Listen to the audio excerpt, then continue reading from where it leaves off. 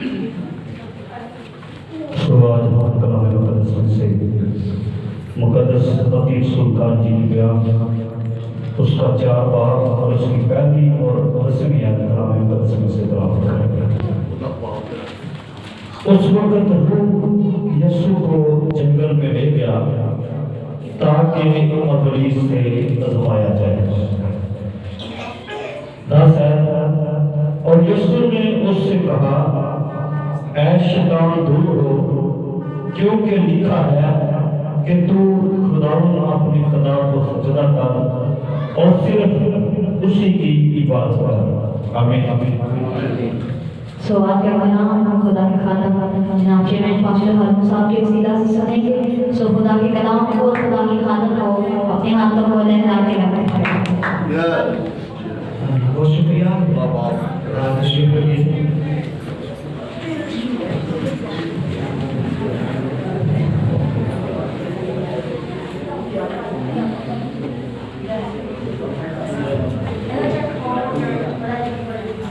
कलाम मुकद्दस में से इससे पहले हम देखें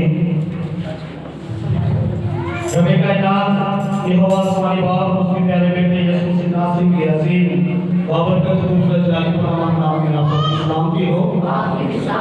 खुदा का शुक्र है कि उसने हमें आज बरगज़िदा किया और अपने बारगाह में आने का जो है वो शरफ बख्शा है ताकि हम उसके हुजूर में आकर उसकी इबादत उसकी बंदगी और उसकी हम्द और सना कर सकें।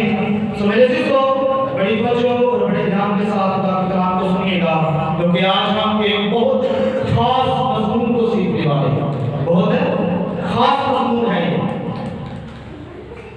कलाम मुकद्दस में से तलावत की गई है कि रूह यीशु को जंगल में ले गया। कौन यीशु मसीह को जंगल में ले गया? रूह।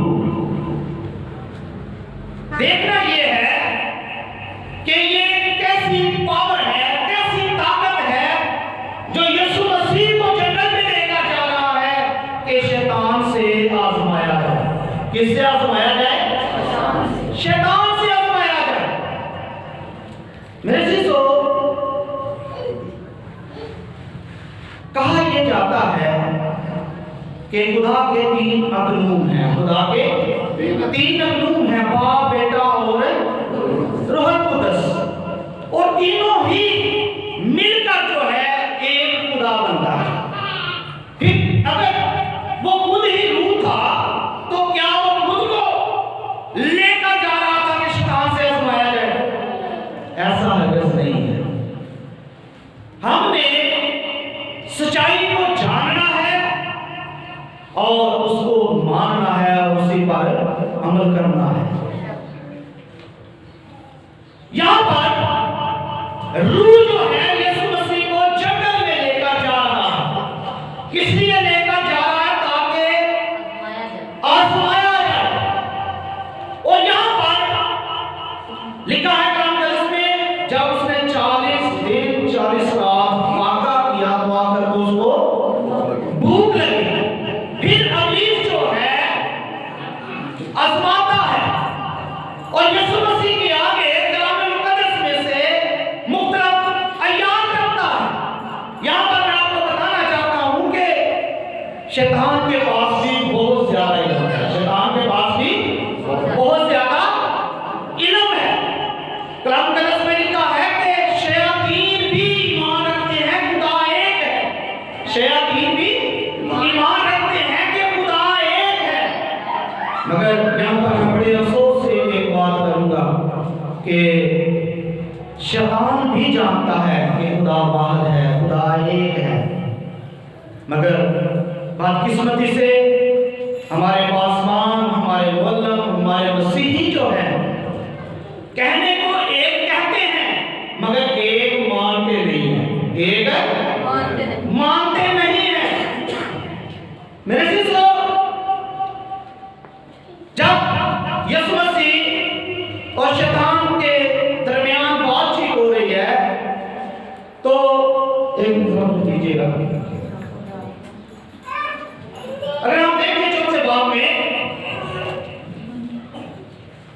8वें आयत से तो इब्लीस से एक बहुत ऊंचे पहाड़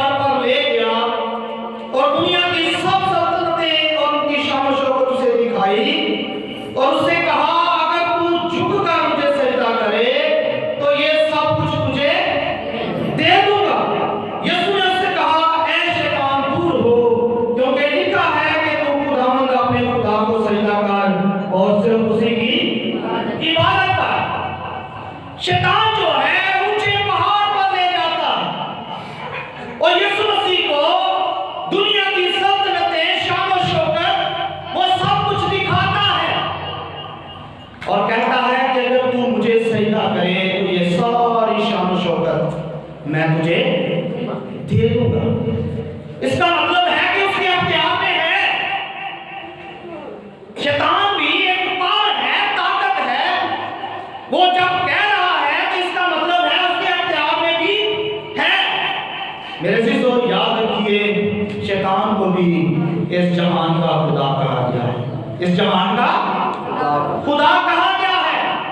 वो यीशु मसीह को हलाना चाहता है, लालच दे रहा है कि रूहानी तौर से हटकर यीशु मसीह जिस्मानी शान शौकत के लालच में आ जाए। मगर यीशु मसीह ने कहा, ऐ शैतान दूर हो, क्योंकि लिखा है तू खुदावंद अपने खुदा को सजदा कर और सिर्फ उसी की इबादत कर। क्या लिखा है? तू खुदावंद अपने खुदा को सजदा कर और सिर्फ उसी की इबादत कर। अगर मेरे से यहाँ पर एक और सवाल पैदा होता है, अगर यीशु मसीह खुदा है और ये भी लिखा है कि तू सिर्फ और सिर्फ खुदा को सजदा कर और सिर्फ उसी की इबादत कर, इबादत क्या है? सजदे की बात करें तो यीशु मसीह ने शैतान को ये क्यों नहीं कहा कि तू मुझे सजदा कर? यीशु मसीह ये कह सकते थे ना, मगर यीशु मसीह ने ऐसा नहीं कहा, बल्कि कहा कि कलामे खुदा में ये भी लिखा है तू खुदावंद अपने खुदा को सजदा कर और सिर्फ उसी की इबादत कर। इससे मुराद ये है, यीशु मसीह ने कहा मैं तुझे क्यों सजदा करूं? मैं खुदावंद अपने खुदा को सजदा करूंगा, सिर्फ उसी की इबादत करूंगा। मेरे जीजो, यीशु मसीह ने उससे कहा कि तू दूर हो जा, मैं खुदावंद अपने खुदा को सजदा करूंगा और सिर्फ उसी की इबादत करूंगा। अक्सर जो यीशु मसीह को भी खुदा समझते हैं, ये दलील पेश करते हैं कि सजदा सिर्फ खुदा के लिए है, सजदा सिर्फ खुदा के लिए है और यीशु मसीह को सजदा किया गया है। मेरे जीजो, सजदा होना खुदा होने की दलील नहीं है, खुदा होने की दलील नहीं है। ये कोई मियार नहीं है कि जिसको सजदा किया जा रहा है वो खुदा है। मैं आज आपको बताना चाहता हूं, किताब मुकद्दस में से हम थोड़ी देर के लिए देखेंगे कि किन किन को सजदा किया गया है और किन किन लोगों ने सजदा किया है। किताब मुकद्दस में से हम अगर मुताला करें, देखें, इससे पहले कि हम इन हवाला जात को देखें, मैं सजदा के बारे में आपको बताना चाहता हूं। सजदा जो है ये अरबी जुबान का लफ्ज है। किस जुबान का लफ्ज है? अरबी जुबान का लफ्ज है और इसके जो मायने हैं वो है ताज़ीम या अकीदत में जमीन पर पेशानी रखना। ताज़ीम या अकीदत में जमीन पर अपना माथा जो है वो लगाना, पेशानी रखना इबादत का एक ये रुकन है, इबादत का एक रुकन है। इसमें पेशानी, नाक, हाथ, घुटने और पांव की उंगलियां जमीन से मस होती हैं। खुदा के सामने सर झुकाना जो है, और अगर इसके असल मायने देखी जाए तो इसका मतलब है फरोतनी और आजिज़ी करना, फरोतनी और आजिज़ी करना, खुदा के सामने आजिज़ी और उसकी इबादत करने के तल्लुक से झुकने को सजदा कहते हैं। और मेरे से किताब मुकद्दस में जो सजदे के लिए गरीब वर्ड यूज हुए हैं,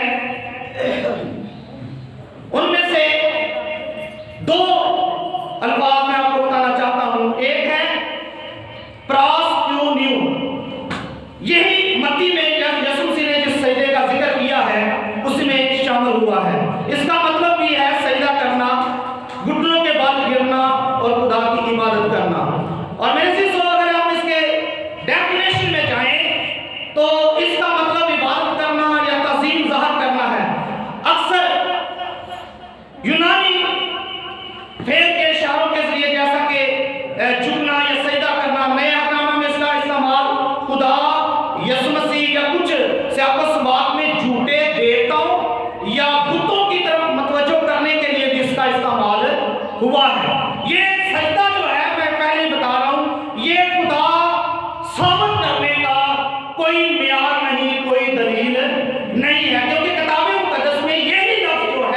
ये खुदा के लिए भी इस्तेमाल हुआ है, यीशु मसीह को सजदा करने के लिए भी हुआ है, और झूठे जो बुद्ध हैं, देवते हैं, उनको भी जब सजदे का लफ्ज आता है तो यही लफ्ज उनके लिए भी इस्तेमाल होता है। फिर ग्रीक में यूनानी जो वर्ड है वो है शाका, उसका मतलब भी यही है सजदा करना, झुकना, इबादत करना। और ये लफ्ज जो है एहतराम और सब जो है किसी के अदब में काम करने के लिए भी इस्तेमाल हुआ है।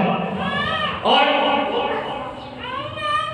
ये वर्ड जो है खुदा की हाकमियत, अज़मत और उसके अलावा जो बड़े लोग हैं उनके लिए भी ये लफ्ज इस्तेमाल हुआ है। मेरे दोस्तों, सजदा हम देखते हैं जब कलाम मुक़द्दस में से पैदाइश 19वें बाब का जब हम मुताला करते हैं तो दो फरिश्ते सदूम और अमूरा को लूत के पास आते हैं, और खुदा का बंदा लूत जो है कलाम मुक़द्दस में लिखा है उनके इस्तकबाल के लिए उठा। खुदा का बंदा लूत जो है उन फरिश्तों के इस्तकबाल के लिए उठा और जमीन तक झुका, और जमीन तक झुका, उसने उनको सजदा किया। मगर खुदा का बंदा लूत जो है, जो ईमानदारों का बाप इब्राहिम है, उसके साथ साथ रहा है, उसका भतीजा है, वो जानता है कि हमने पूजा का सजदा, इबादत का सजदा सिर्फ और सिर्फ खुदा को करना है, मगर फिर भी वो फरिश्तों के आगे झुक रहा है। मेरे दोस्तों, याद रखिएगा सजदा दो तरह का है, एक है अदबन ताज़ीमन, अदबन और ताज़ीमन। दूसरा सजदा जो है वो है इबादत का, पूजा का। जब इबादत और पूजा के सजदे की बात आएगी वो सिर्फ और सिर्फ खुदा के लिए होगा, वो सिर्फ और सिर्फ खुदा के लिए होगा। यहाँ पर लूत ने जो सजदा किया है उसने ताज़ीमन, अदबन किया है। और पैदाइश 33वें बाब का जब हम मुताला करें तो याकूब जब अपने भाई एसाऊ को मिलता है, 33वें बाब की 30वीं आयत, तो वहां पर लिखा है उनके आगे आगे चला और अपने भाई के पास पहुंचते पहुंचते 7 मरतबा, कितनी मरतबा? 7 बार जमीन तक झुका। इसका मतलब ये है कि वो अदबन ताज़ीमन झुक रहा था कि तू मेरा बड़ा भाई है, मैं तेरे आगे अपने आप को सरेंडर करता हूं, और मैं तेरी बहुत इज्जत करता हूं, मैं तेरी बहुत ताज़ीम करता हूं। इसका हरगिज़ मतलब ये नहीं था कि याकूब ने एसाऊ को अपना खुदा मान लिया। ये क्या है? ताज़ीमन सजदा है, अदबन सजदा है। और फिर मेरे दोस्तों, मूसा के दौर में बाकायदा तौर से शरीयत आ गई है। मूसा के दौर में बाकायदा तौर से खुदा ने रिटन 10 अहकाम जो हैं वो लिखकर दे दिए थे। और पहला हुक्म क्या था? एक खुदा को मानना, फकत उसी की इबादत और उसी को सजदा करना। पहला हुक्म कौन सा है? एक खुदा को मानना, फकत उसकी इबादत और उसी को सजदा करना। मेरे साथ निकालिए यशुआ 5वां बाब और उसकी 13वीं और 14वीं आयत पढ़िए। खुदा ने यशुआ को चुना जो मूसा का शागिर्द है, और खुदा जो है यशुआ से कहता है जैसे मैं अपने बंदा मूसा के साथ साथ था वैसे ही तेरे साथ साथ भी रहूंगा। और खुदा का बंदा यशुआ जो है उस शरीयत को पढ़ाने वाला है, उस शरीयत को मानने वाला है। और देखें कि वो भी क्या कर रहा है। 5वें बाब की 13वीं और 14वीं आयत पढ़ लीजिए। और जब यीशु यरीहो के नजदीक था तो उसने अपनी आंखें उठाई और क्या देखा कि उसके मुकाबिल एक शख्स हाथ में अपनी नंगी तलवार लिए खड़ा है। और यीशु ने उसके पास जाकर उससे कहा, तू हमारी तरफ है या हमारे दुश्मनों की तरफ? उसने कहा, नहीं, बल्कि मैं उस वक्त खुदावंद के लश्कर का सरदार होकर आया हूँ। तब यीशु ने जमीन पर सरनगू होकर सजदा किया। आमीन। यहाँ पर खुदा का बंदा यीशु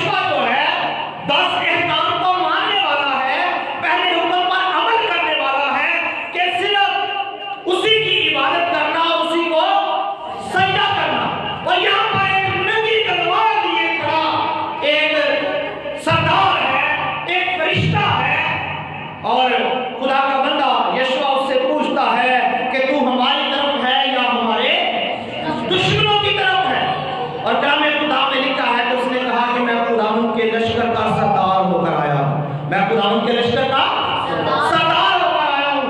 तब यीशु ने जमीन पर सामने होकर से सजदा किया। तब यीशु क्या करता है? जमीन पर सामने होकर उसको क्या करता है? सजदा करता है। मेरे अजीजों, यहाँ पर यीशु उस सरदार को अगर सजदा करता है तो ताज़ीमन करता है, इबादत के लिहाज से, पूजा के लिहाज से वो सजदा नहीं करता। वो ये सजदा करने से मुराद है, ठीक है मैं अपने आप को तेरे सरेंडर करता हूँ और मैं भी ये मानता हूँ कि तू खुदावंद के लश्कर का सरदार है और तू हमारी रहनुमाई करेगा। उसके अदमन ताज़ीमन उसने उसको सजदा किया, उसने उसको खुदा नहीं माना। ये समझने की जरूरत है। और फिर पहला शमूएल का जब हम मुताला करते हैं 24वें बाब की 8वीं आयत, तो वहां पर लिखा है उसके दाऊद भी उठा और उस गार में से निकला और शाऊल के पीछे पुकार कर कहने लगा, ऐ मेरे मालिक बादशाह। जब शाऊल ने पीछे फिर कर देखा तो दाऊद ने ऊंधे मुंह गिर कर उसे सजदा किया। शाऊल बादशाह को दाऊद जो है वो ऊंधे मुंह गिर कर सजदा कर रहा है। और फिर शमूएल का अगर हम मुताला करें 28वें बाब की 14वीं आयत, तो तब उसने उससे कहा उसकी शक्ल कैसी है? उसने कहा एक बुढ़ा ऊपर को आ रहा है और जुब्बा पहने है। तब शाऊल जान गया कि वो शमूएल है और उसने मुंह के बल गिरकर उसे सजदा किया। खुदा के बंदा शमूएल को शाऊल जो है वो भी मुंह के बल गिरकर क्या कर रहा है? सजदा कर रहा है। मगर मेरे दिलों याद रखिए ये सारे सजदे जो हैं ताज़ीमन है, अदमन है। पहला सलातीन पहले बाब की 23वीं आयत का मुताला करें तो दाऊद उन्होंने बादशाह को खबर दी कि देख नातन हाजिर है। जब वो बादशाह के हुजूर आया तो उसने मुंह के बल गिरकर बादशाह को सजदा किया। नातन नबी है। नातन कौन है? नबी है। और वो जब दाऊद बादशाह के पास आता है तो नबी होकर अगर सजदा सिर्फ खुदा के लिए ही है तो नबी होकर क्या किसी बादशाह को सजदा कर सकता था? नबी जो है ये तो सच्चाई के लिए अपने सर कलम करवा देते हैं, कभी किसी दूसरे के आगे नहीं झुकते। मगर ये जो सजदा कर रहा है नातन नबी, ये दाऊद को अदमन सजदा है कि तू बनी इस्राएल का बादशाह है, तू बनी इस्राएल का बुजुर्ग है। मेरे अजीजों, हरगिज़ को उसको खुदा समझकर सजदा नहीं कर रहा। मेरे साथ एक और हवाला निकालिए, इससे वाज़िह हो जाएगा अदमन और पूजा का सजदा क्या है। पहला तवारीख 29वां बाब और उसकी 20 है। पहला तवारीख 29वां बाब और उसकी 20वीं है। फिर दाऊद ने सारी जमात से कहा, अब खुदावंद अपने खुदा को मुबारक कहो।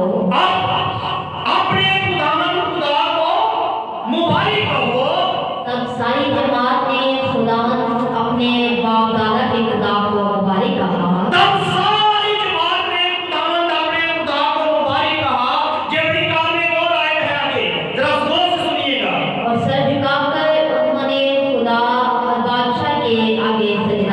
और सर झुकाकर उन्होंने खुदा और बादशाह के आगे सजदा किया।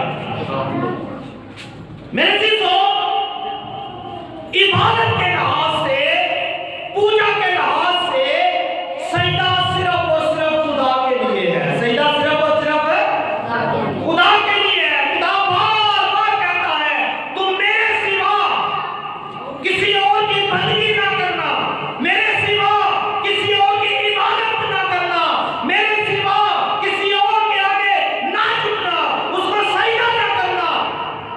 मगर यहाँ पर जो है ये वाज़िह हो जाता है कि दाऊद ने सारी जमात से कहा कि आप अपने खुदावंद खुदा को मुबारक कहो। तब सारी जमात ने खुदावंद अपने बाप दादा के खुदा को मुबारक कहा और सच कहकर उन्होंने खुदावंद और बादशाह के आगे सजदा किया। खुदावंद और बादशाह के आगे जो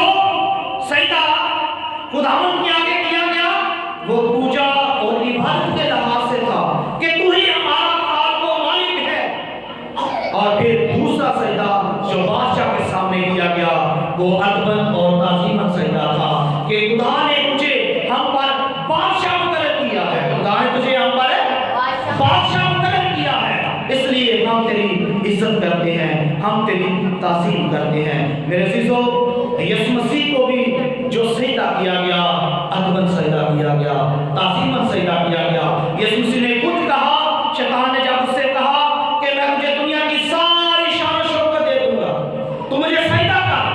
अगर यीशु मसीह खुदा होता तो यीशु मसीह से कहता कि तू मुझे सजदा कर, मैं तुझे सजदा क्यों करूं?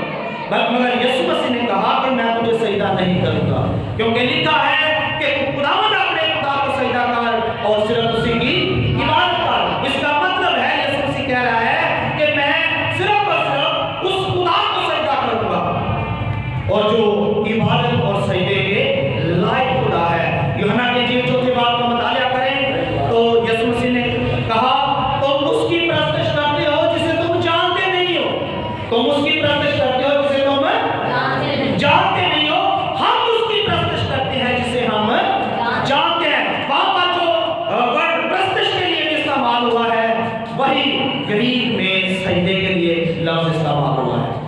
मेरे अज़ीज़ों, बहुत से लोग ये समझते हैं कि वहां पर लिखा है खुदा अपने लिए ऐसे परस्तार ढूंढता है जो रूह और सच्चाई से उसकी परस्तिश करती है। समझा ये जाता है कि जो गीत गाने वाले हैं वो परस्तार हैं, सिर्फ वही परस्तार नहीं होते। परस्तिश जो है इसमें सारी इबादत शामिल है, परस्तिश में सारी इबादत शामिल है। परस्तार सिर्फ गीत गाता है, इसलिए आप सब परस्तार हैं जो खुदा की इबादत करते हैं, आप सब परस्तार हैं। गीत गाना इबादत का एक जुज़ है। और यीशु मसीह ने जो यहाँ पर यूहन्ना के इंजील चौथे बाब में जिक्र किया है, यीशु मसीह कहते हैं हम उसको उसकी परस्तिश करते हैं, मतलब हम उस खुदा की इबादत करते हैं, उसको सजदा करते हैं जिसे हम जानते हैं। तुम उसकी परस्तिश करते हो जिसे तुम नहीं जानते। याद रखिए, परस्तार सिर्फ और सिर्फ गाने वाला नहीं है। कलामे मुकद्दस में वाज़ह लिखा है, बार बार जो गाने वाले हैं उनके लिए गाने वाले लफ्ज़ यूज हुआ है। कलामे मुकद्दस में पुराने अहदनामे में लिखा है, जब गाने वाले और बजाने वाले मिल गए, जब गाने वाले और बजाने वाले मिल गए तो खुदा का अब्र छा गया। वहां पर नहीं लिखा कि जब परस्तार परस्तिश करने लगे तो फिर उन गाने वालों को गाने वाले ही लिखा गया है। इसलिए मेरे अज़ीज़ों, तारीफ जो है, गीत गाना, ये इबादत का एक जुज़ है। और यीशु मसीह ने कहा हम उसकी परस्तिश करते हैं जिसे हम जानते हैं। और मेरे अज़ीज़ों, फिलिपियों के खात में लिखा हुआ है दूसरे बाब की 10वीं और 11वीं आयत में, ताकि यीशु के नाम पर हर एक घुटना झुके, आसमानियों का हो, जमीनियों का हो, उनका जो जमीन के नीचे, और खुदा पाक के जलाल के लिए हर एक ज़बान इकरार करे कि यीशु मसीह खुदावंद है। क्या इकरार करे? यीशु मसीह खुदावंद है। उसके आगे हर एक घुटना जो है झुके। यहां पर झुकना जो है ये अदबन है, ताज़ीमन है। जिस तरह इमाम की किताब में लिखा है दूसरे बाब में, खुदा ने उसे खुदावंद भी किया और मसीह भी किया, खुदावंद भी किया और मसीह भी किया। इसलिए खुदा बाप ने उसको खुदावंद बनाया है। इसलिए जिस तरह उस पुराने अहदनामे में हमने देखा दाऊद बादशाह को सजदा किया जा रहा है और सुलेमान बादशाह को सजदा किया जा रहा है, नबियों को सजदा किया जा रहा है, वालियों को सजदा किया जा रहा है, उसी तरह यीशु मसीह हमारा बादशाह है, यीशु मसीह हमारा खुदावंद है। इसलिए ताज़ीमन, अदबन उसके आगे हर एक घुटना टिके, खास आसमानियों का हो, खा जमीनियों का। यहाँ पर बड़ी गौरतलब बात है, खा आसमानियों का। क्या आसमानी हकीकी खुदा के अलावा और किसी को खुदा मान सकते हैं? नहीं मान सकते। वो किसी और के आगे पूजा के तल्लक से, परस्तिश के तल्लक से, इबादत के तल्लक से कभी भी नहीं झुक सकते। मगर अदबन वो यीशु मसीह के आगे भी झुकते हैं। और मेरे अज़ीज़ों, यीशु मसीह की अगर हम गीत गाते हैं तो इसका हरकत मतलब नहीं है हम यीशु मसीह की इबादत करते हैं, हम यीशु मसीह की तारीफ करते हैं। जिस तरह कलाम मुकद्दस में मुकाशफा की किताब में लिखा हुआ है, मुकाशफा की किताब का जब हम मुताला करेंगे तो वहां पर हमें मिलेगा कि खुदा के बंदा मूसा का और फिर बने का जो है जमात गीत गाती है। खुदा के बंदा मूसा का और बने का गीत गाया जा रहा है। अगर गीत गाना भी ये बयान है कि वो खुदा है, तो क्या खुदा का बंदा मूसा भी खुदा है? वहां पर वाक़या लिखा हुआ है खुदा के बंदा मूसा का और खुदा के भरा का गीत गाता। मेरे अज़ीज़ों, गीत हम उसकी शान में जरूर गाते हैं, मगर हम उसकी इबादत नहीं करते। इबादत सिर्फ और सिर्फ पूजा का सजदा सिर्फ और सिर्फ खुदा के लिए है। मुकाशफा 4वें बाब की 7वीं आयत में लिखा है, उसने बड़ी आवाज से कहा कि खुदा से डरो। उसने बड़ी आवाज से कहा कि खुदा से डरो और उसी की तमजीद करो, क्योंकि उसकी अदालत का वक्त आ पहुंचा है। उसी की इबादत करो जिसने आसमान और जमीन और समंदर और पानी के चश्मे पैदा किए। जिस खुदा ने आसमान को और जमीन को और समंदर और पानी के चश्मों को पैदा किया है, सिर्फ उस खुदा की इबादत करनी है, सिर्फ उस खुदा की इबादत करनी है। यीशु मसीह ने भी कहा कि लिखा है तू खुदा अपने खुदा को सजदा कर और सिर्फ उसी की इबादत कर। मेरे अज़ीज़ों, आज हमने सीखा है सजदा 2 तरह का है। सजदा 2 तरह का है, अदमन सजदा है और फिर इबादत का सजदा है, पूजा का सजदा है। यीशु मसीह और दीगर अंबिया उन सब को अदमन सजदा किया गया है। बादशाह को अदमन सजदा किया गया है, भाई को अदमन सजदा किया गया है। मगर जब इबादत की बात आती है, पूजा की इबादत की बात आती है, तो वो सिर्फ और सिर्फ वह खुदा के लिए है। पहला तो क्या है? खुदा को एक मानना, खुदा को एक मानना, सिर्फ उसी की बंदगी और उसी को सजदा करना। इस बात को हमेशा याद रखना है। कोई आपको इस दलील से गुमराह न कर पाए कि सजदा खुदा के लिए है और यीशु मसीह को भी सजदा किया गया है। आप बता सकते हैं अगर सजदा जो है जिसको किया जाता खुदा होने की दलील है, तो पुराने अहदनामा में बहुत ज्यादा हवाला जाते हैं। भाई को सजदा किया गया है, फरिश्ता को सजदा किया गया है, नबी को सजदा किया गया है और बादशाह को सजदा किया गया है। क्या वो सभी खुदा है? ये आपके बात नॉलेज में होनी चाहिए। उन सबको अदमन ताज़ीम पर सजदा किया गया है।